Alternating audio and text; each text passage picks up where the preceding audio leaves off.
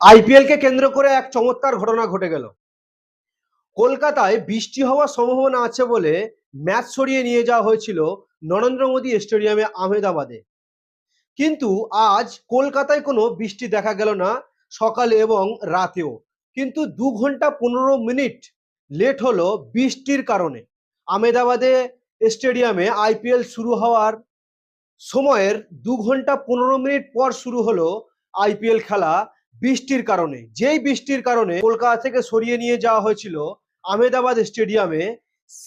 কলকাতাতে বৃষ্টি না হলেও আহমেদাবাদ স্টেডিয়ামে বৃষ্টি হওয়ার কারণে 2 ঘন্টা 15 মিনিট পেছানো হলো। আগে থেকেই ক্রিকেট প্রেমীরা বলেছিলেন যে এটি একটি রাজনৈতিক কারণে কলকাতা থেকে ম্যাচটি সরিয়ে নিয়ে যাওয়া হয়েছিল, কারণ এতদিন আগে থেকে কোনোভাবেই জানা যায় না যে ওই সময় বৃষ্টি হবে।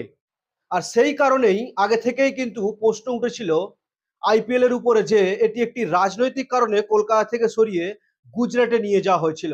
এবং এখন যেটি দেখা গেল যে কলকাতায় বৃষ্টি হয়নি, কিন্তু গুজরাটে 2 ঘন্টা 15 মিনিট লেট হলো খেলা শুরু হতে।